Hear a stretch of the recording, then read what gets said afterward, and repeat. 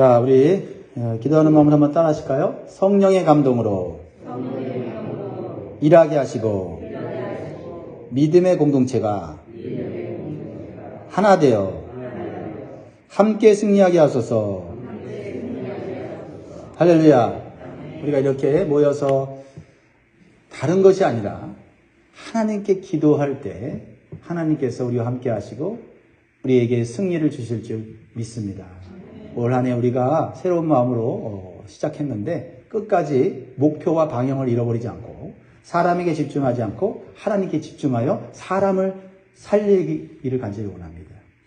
사람에게 집중해버리면 사람도 못 살리고 오히려 하나님도 잃어버려요. 하나님께 집중하면 사람이 보이고 어떻게 섬겨야 될지를 알게 되고 지혜를 얻게 되고 사람을 살리게 되는 줄 믿습니다. 그래서 자꾸 하나님이 안 보이고 사람이 보이고 문제가 보이면 우리는 모든 것 내려놓고 하나님이 우리 눈에 보일 때까지 기도해야 될 줄 믿습니다. 우리 그런 마음으로 올해 한 해 우리가 함께 협력하고 힘을 모으면 좋겠습니다. 우리 옆 사람을 축복합니다. 당신의 기도가 살립니다. 우리 기도하겠습니다. 당신의 기도가 살립니다. 가정을 살리고 교회를 살리고 우리의 원수는 사람이 아니라 마귀라는 사실을 다시 한번 기억하시기 바라요. 사명자는 죽지 않는다. 이런 말 들어보셨죠? 사명자는 죽지 않는다. 사명이 끝날 때까지는 죽지 않는다. 특히 하나님께서 주신 사명을 가진 자는 그 생명이 하나님의 손에 있어요. 그래서 사명을 감당하는 동안에는 하나님이 그 생명을 보호해 주십니다. 그래서 사명을 감당하는 것이 가장 안전하고 복된 길임을 우리는 기억해야 돼요. 제가 워싱턴 DC에서 사역하던 그 여자 전사님의 간증을 제가 들은 적이 있어요. 그 여자 전사님은 홀로 처녀로서 사역을 하고 있었는데 어느 날 성령의 감동을 받아서 아프리카로 선교를 가겠다는 그런 마음의 결심을 하게 되었습니다. 그래서 교단 선교부로 가서 제가 선교사로 헌신하겠습니다. 근데 저에게 하나님께서 아프리카를 품게 하셨습니다.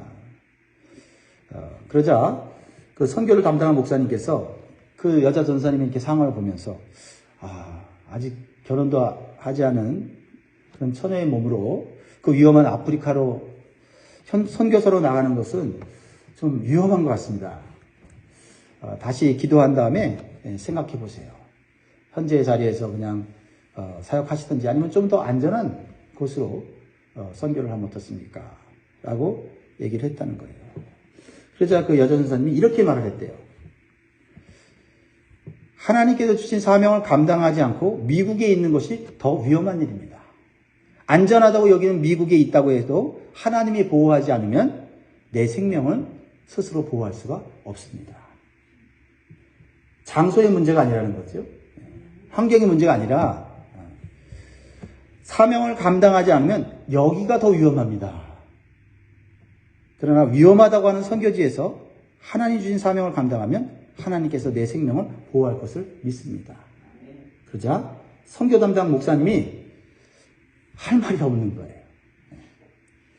그래서 그 여전사님을 교단 선교사로 파송했다고 합니다. 우리는 무엇이 위험하고 무엇이 안전한지에 대한 기준을 어떻게 갖느냐에 따라서 우리의 인생은 하나님 손 안에서 보호받고 또 하나님 안에서 형통하게 될 줄 믿습니다. 오늘 본문에 보면 이스라엘 왕으로 선출된 사울은 왕이 되었지만 할 일이 없었어요. 아직 할 일이 없어요. 그리고 왕궁도 없지요. 왜요? 왕이 없었던 민족이니까 왕궁도 없어요. 그러다 보니까 집으로 돌아가고 예전에 하던 농사의 일을 하고 있는 거예요. 백성들이 사울을 왕으로 세워달라고 한 것은 왕이 전쟁에서 나라를 구하고 지도력을 발휘해서 자신들이 풍성한 삶을, 안전한 삶을 살도록 바랬기 때문에 왕을 세운 거거든요. 그러나 사울은 왕으로 세움을 받았지만 왕의 지도력과 통치력을 증명할 수 있는 기회가 아직 없었어요. 그러니까 때때로는 하나님께서 우리에게 주신 사명이 있지만 그 사명을 어떻게 감당해야 될지 모르는 그런 기간들이 있어요. 그 기간들 동안에 우리는 어떻게 해야 돼요? 기도하면서 영성을 키워야 되겠죠. 그런데요, 때마침 암몬 사람 나하스가 전쟁을 일으켜요. 그러자 힘이 없던 야베스 사람들이 항복해서 언약을 맺기를 원합니다. 이 야베스 사람들은 이스라엘 공동체 안에 있는 사람들이거든요. 그러자 암몬 사람 나하스가 항복을 그냥 받아주지 않고 아주 모욕적인 언약 조건을 제시하는 거예요. 아주 수치를 느끼게 하는 언약 조건이죠. 1절에 보면 암몬 사람 나하스가 올라와서 길르앗 야베스에 맞서 진침해 야베스 모든 사람들이 나하스에게 이르되 우리와 언약하자 그리하면 우리가 너를 섬기리라니. 2절에 같이 읽습니다. 시작. 암몬 사람 나하스가 그들에게 이르되 내가 너희 오른눈을 다 빼야 너희와 언약하리라. 내가 온 이스라엘을 이같이 모욕하리라. 야, 오른눈을 다 빼고 오면 항복 받아줄게. 얼마나 모욕적입니까? 이거 받아들일 수 있습니까? 하나님의 백성이 이거 받아들일 수 있어요? 하지만 힘이 없는 거예요. 힘이 없어요. 그래서 이 모욕적인 언약 조건을 두는 야베스 장로들이 7일 동안 시간을 달라 하면서 내가 다른 지역에 도움을 요청해서 내가 힘을 얻을 수 있으면은 내가 당신들과 싸우고 그렇지 않으면 오른눈 빼고 당신들의 종이 되겠다고 얘기하는 거죠. 그래서 정말 이 절망의 순간에 이 야베스 장로들이 전령들을 사울이 있는 기브아와 모든 전역에 자신의 이 절망적인 고통스러운 이 상황을 전달하죠. 그러니까 모든 백성들이 이스라엘 백성의 귀에 들고 어떻게 하겠어요? 분노가 일어났지만 힘이 없으니까 울고 앉아 있는 거지요. 4절에 보면 이에 전령들이 사울이 사는 기브아에 이르러 이 말을 백성에게 전하매 모든 백성이 소리를 높여 울더니. 백성들이 우는 것을 사울이 보았어요. 왕이 되었지만 왕의 역할을 못하고 농사를 짓고 있었는데 백성들이 울고 있는 것을 보면서 자신의 사명을 깨달은 거죠. 5절에 마침 사울이 밭에서 소를 몰고 오다가 이르되 백성이 무슨 일로 우느냐 하니 그들이 야베스 사람의 말을 전하니라. 여러분, 이제 사울은요 자신이 왕으로서 해야 될 일이 무엇인지를 깨닫게 되는 거예요.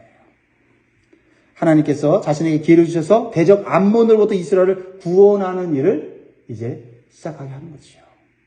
그렇습니다. 하나님은 직분자에게 반드시 사명을 감당할 기회와 일을 주시는 거예요. 영적으로 깨어서 그것을 민감하게 캐치할 수 있어야 돼요. 이스라엘 백성들이 우는 것을 보고 같이 절망하고 낙심하는 것이 아니라 사울은 하나님의 사명을 깨달았다 이 말이죠. 그런데요, 하나님 주신 사명을 감당할 때는요, 우리의 힘이 아니라 하나님의 능력과 지혜를 동시에 부어주신다는 사실을 믿어야 돼요. 그걸 깨닫지 못하면 내 힘으로 일하다가 내 지혜로 일하다가 그냥 엎어지는 거죠. 6절 보세요. 사울이 이 말을 들을 때에 하나님의 영에게 크게 감동되매 그의 노가 크게 일어나. 하나님의 영인 성령이 임하였습니다. 그러자 의로운 분노가 그 속에서 일어났어요. 여러분, 사울은 사실 신체 조건과 외모는 대단했지만은 겸손한 면도 있지만 약간 소심한 사람이에요. 그래서 담대하지 못하고 그런 사람이었는데 성령이 임하니까 사람이 변해요.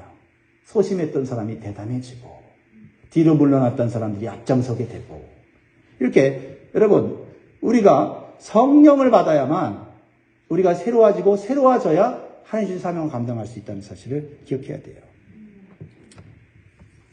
그렇습니다. 직분자는 하나님의 사명을 감당할 때 성령의 감동을 주시고 성령의 감동을 받도록 기도해야 되는 것이죠. 이제 사울은 성령의 감동으로 이스라엘 공동체를 하나로 만들어 전쟁에 참여하게 되지요. 7절에 보면 어떻게 합니까? 한 결의의 소를 잡아 각을 뜨고 전령들의 손으로 그것을 이스라엘 모든 지역에 두루보내어 이르되 누구든지 나와서 사울과 사무엘을 따르지 않으면 그의 소들도 이와 같이 하리라 하였더니 여호와의 두려움이 백성에게 임하매 그들이 한 사람같이 나온지라. 성령이 임하여 성령의 지혜로 백성들을 권면하고 도전하는 거예요. 아주 강력하게 지금 도전하죠. 왜냐면 주저앉아 있으면 대적에게 잡혀 먹으니까 지도자가 강력하게 하는데 두 마리 소를 각을 떠갖고 잘라서 전 이스라엘에게 이렇게 나누어주면서 우리가 지금 위기에 처했는데 하나님께서 이 위기 속에서 우리를 승리를 주실 것이다.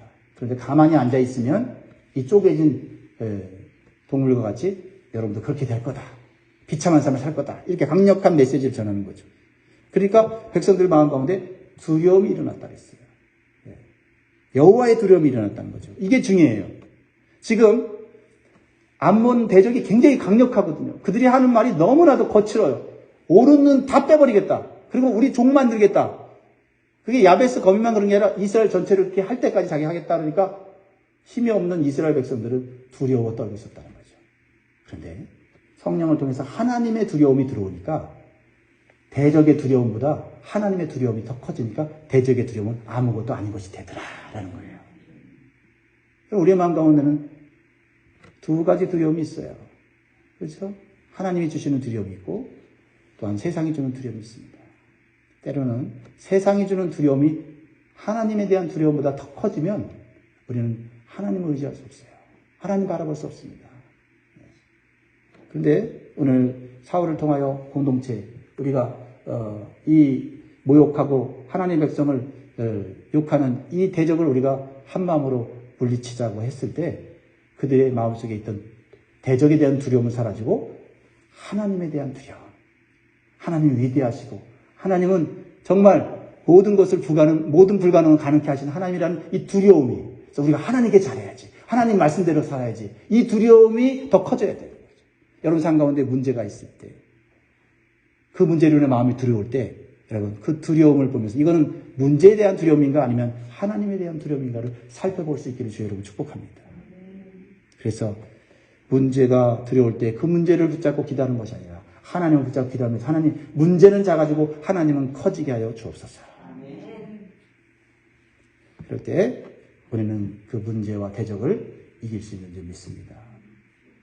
세 번째로 주신 교훈은 공동체가 다 함께 하나님 주신 사명에 협력할 때 함께 승리의 기쁨을 누리게 됩니다. 우리가 얼마든지 개인적인 승리의 기쁨을 누릴 수 있어요. 그러나 공동체가 하나 되어 함께 하나님 주신 사명을 감당할 때 오는 그 기쁨은 개인으로 느끼는 기쁨과는 달라요. 자, 8절 보세요. 사울이 베색에서 그들의 수를 세어보니 이스라엘 자손이 30만 명이요 유다 사람이 3만 명이라. 33만 명이 모였어요. 네. 사울의 한마디예요. 9절 무리가 와 있는 전령들에게 이르되 너희는 길르앗 야벳 사람에게 이같이 이르기를 내일 해가 더울 때 너희가 구원을 받으리라 하라. 전령들이 돌아가서 야베스 사람들에게 전하매 그들이 기뻐하니라.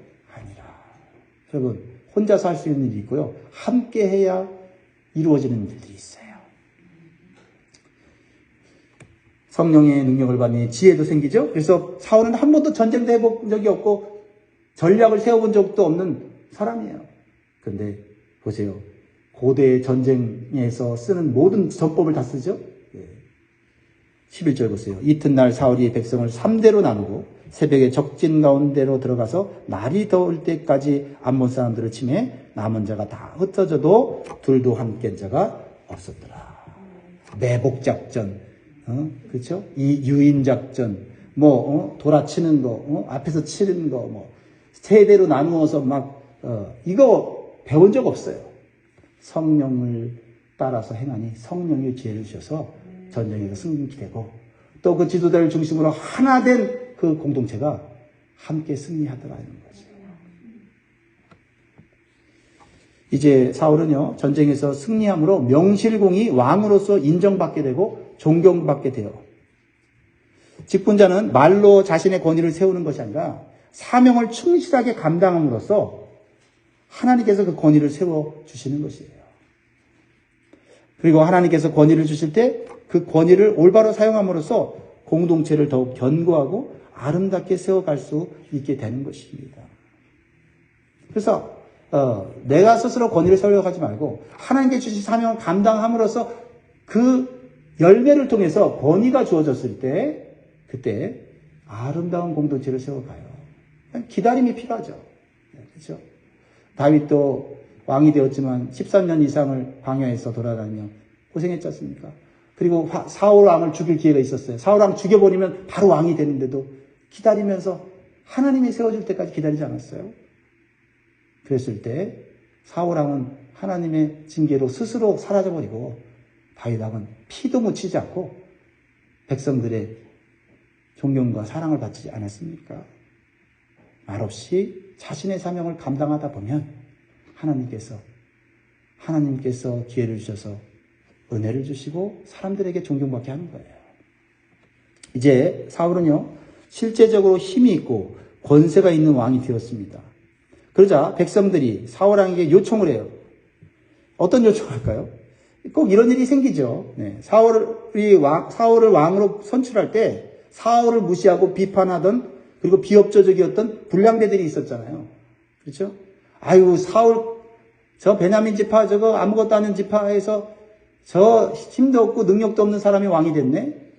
하면서 저 사람이 무슨 우리를 구원할까? 저 사람은 지도자감이 아니야.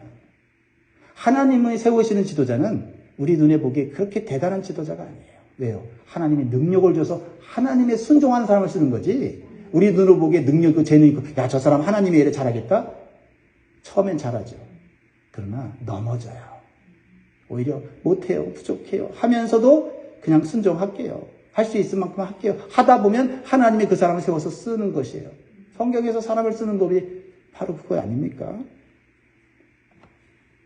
사울은 알았어요. 내가 잘해서 전쟁에서 이긴 거 아닌 거 알았단 말이에요. 이 마음이 중요하다는 거죠. 그래서 12절에 백성들이 이렇게 얘기하죠. 백성이 사무엘에게 이르되 사울이 어찌 우리를 다스리겠느냐 한 자가 누구니까 그들을 끌어내어서 우리가 죽이겠나이다. 이렇게 얘기를 해요. 자, 사울 이제 왕이에요. 힘이 있어요. 자기의 전투력과 지도력 인정받았어요. 이제 명실공히 이제 권세가 있어요. 그러면 이제 세상 왕이라면 그동안 반대했던 사람들, 그동안 대적했던 사람들 찾아나가 곤장을 치고 감옥에 집어넣고 그리고 유배 보낼 사람 유배 보내고 죽일 사람 죽이지 않습니까? 이게 세상 왕의 모습 아니에요? 그런데 사울은 알아요. 이 전쟁에 승리를 주신 분은 하나님이시다. 하나님이 지금 승리를 주셔서 지금 기쁨을 누리게 했는데 우리가 이 사람들을 이렇게 처결해서는 안 된다라고 말이에요. 사울은 승리에 도취되거나 분노의 감정에 휘말려서 분별력을 잃지 않고 있다는 거죠. 성령에 감동된 사람은 온유함과 절제심을 갖고 섬기게 되어 있는 거죠. 13절 같이 있습니다. 시작. 사울이 이르되 이날에는 사람을 죽이지 못하리니 여호와께서 오늘 이스라엘 중에 구원을 베푸셨음이니라. 여러분, 직분자는 그저 자신의 사명에 충실하면 되는 것이고 원수 갚는 것은 하나님께 맡기면 돼요. 다 나중에 하나님이 알아서 처리하세요. 그러면 우리는 주의 일을 하다가 어떤 사람 때문에 분노의 감정에 휘말리게 될 때 성령의 도우심을 받아 온유함과 절제심을 갖도록 기도해야 돼요. 이게 뭐합니까? 내 마음만, 내 생각만 더러워지는 것이고 하나님의 성품을 이루지 못하는 거죠. 그러나 하나님께 맡길 때 힘들지만 내 성품이 예수님의 성품으로 점점 변화되는 기회를 얻게 되는 줄 믿습니다. 그러니까 문제가 있다고 해서 당장 문제를 해결하고 하게 되면 그게 좋은 거지만요. 그것이 결코 나에게 또 공동체에 좋은 영향을 주지 않습니다. 참을 수 있어야 되고 인내할 수 있어야 돼요. 요즘 세가족 성역 공부를 우리가 배우는데 신앙생활에 있어서 잘하기 위해서는 뭘 해야 되냐? 첫 번째가 뭔지 아세요? 우리가 여러분도 배우셨죠? 열심히 봉사하고 헌신하는 게 아니에요. 너희가 인내가 필요하면 신앙생활에서 제일 중요한 건 인내라는 거죠. 초신자들에게 필요한 것은 인내죠. 예수 믿다가 안 좋은 일 생기면 아유 예수 믿으니까 안 좋은 일 생기네. 처음엔 기도하다가 기도 응답돼서 좋았는데 기도해도 응답이 안 돼요. 그러면 아유 뭐 한 번 우연히 기도 응답됐는다 하고 멈춘단 말이죠. 제가 우리 세가족 분들에게 얘기를 했죠. 인내. 인내를 배워야 진정한 하나님의 사랑과 진정한 하나님의 능력을 배울 수 있다고 지난주에 나눴어요. 그러니까 일이 비하면 안 된다는 거죠. 조금 잘 된다고 해버리고 안 된다고 해서 막 그거 가지고 그렇게 마음 상하고 그러면 안 된다는 거죠. 쉽지 않지만 신앙생활의 원리가 그렇다는 겁니다. 사울이 이렇게 분별력을 잃지 않는 행동을 하게 된 데는 하나님의 사람인 사무엘의 역할도 중요했을 거예요. 그렇죠? 이 보면 사무엘과 사울이 같이 있어요. 야, 이게 아름다운 그림 아닙니까? 사울은 지금 왕이 되었고 전체적인 권력을 갖고 있어요. 그러나 사무엘은 자신의 권력을 나눠주고 그러나 그 옆에서 영적으로 이 사울이 잘못된 판단하지 않도록 같이 있는 거. 누가 더 훌륭합니까? 이거 말해봐야 뭐합니까? 사무엘은 다 보여요. 사울의 약점 부족한 거 다 보인다고요. 근데 말하지 않아요. 왜요? 커야 되니까, 자라야 되니까. 그때까지 기다려주면서 오히려 도와주고 있는 거죠. 감정에 휘말리지 않도록. 그러니까 먼저 믿은 사람, 오래 믿은 사람, 경험이 있는 사람들이 그렇게 해야지. 경험이 있고 능력 있는 사람이 이제 막 잘하는 사람에게 왜 이렇게 하냐, 저렇게 하냐, 이렇게 되면 자라나지를 못하는 거죠. 그러면서 사무엘이 뭐 어떻게 합니까? 우리가 이 전쟁의 승리를 우리끼리만 기쁘게 게 아니라 진짜 이 기쁨을 드릴 것은 하나님께 드려야 된다 하면서 사울 왕과 함께 백성들을 어디를 인도해요? 길갈로 인도하면서 우리 예배 드려야 돼. 이렇게 공동체 안에는 예배로 이끄는 지도자들이 있어야 돼요. 예배로. 뒤로 물러나서 때로는 이렇게 많은 사람들이 또 기쁨을 누릴 때 기도해주고 또 다가가서 우리끼리 기뻐할 게 아니야. 하나님께 예배드려서 하나님께 영광 돌려야 된다고 이렇게 부드럽게 이끌어가는 이 공동체 얼마나 아름답습니까? 보세요. 14절. 사무엘이 백성에게 이르되 오라 우리가 길갈로 가서 나라를 새롭게 하자. 방금 전에 어떻게 했어요? 뭐 이 사람들 불평하던 사람들 때려 죽이자 뭐 이렇게 막 분위기가 그러는데 사무엘이 야 우리 하나님 주신 것 감사하면서 예배드리자라고 부드럽게 넘어가지 않아요? 15절 읽고 마무리하겠습니다. 시작. 모든 백성이 길갈로 가서 거기서 여호와 앞에서 사울을 왕으로 삼고 길갈에서 여호와 앞에 화목제를 드리고 사울과 이스라엘 모든 사람이 거기서 크게 기뻐하니라. 우리가 해야 될 공동체 안에서 역할이 뭔가를 생각해야 돼요. 사랑하는 성도들은 우리에게 주어진 모든 일은 기도로 성령을 받아 일하고 감사 예배로 마칠 때 가장 아름다운 것이 되고 하나님께 주시는 기쁨과 은혜로 충만하게 되는 거죠. 예전에 옹기장이라는 찬양팀이 있는데 그 찬양 중에 모든 일이 끝나고 시작될 때 이 말씀 다 마치고 나니까 이 찬양이 나오더라고요. 이 가사를 읽어드리고 마치겠습니다. 모든 일이 끝나고 시작될 때 주께 기도해. 주님 안에 우리가 하나 되어 주께 기도해. 모든 일이 끝나고 시작될 때 주를 찬송해. 주님 안에 우리가 하나 되어 주를 찬송해. 모든 일이 끝나고 시작될 때 주께 감사해. 주님 안에 우리가 하나 되어 주께 감사해. 모든 일이 끝나고 시작될 때 주께 맡기세. 이렇게 끝나는 찬양인데요. 사랑하는 성도 여러분, 오늘 우리가 함께 묵상한 왕과 백성이 하나 된 이스라엘 백성처럼 우리 영광교회도 2023년도에 성령의 감동을 받은 지도들과 성도들이 하나가 되어서 하나님의 사명을 완수하고 기쁨의 예배를 드릴 수 있는 2023년 되기를 소원합니다. 기도하겠습니다.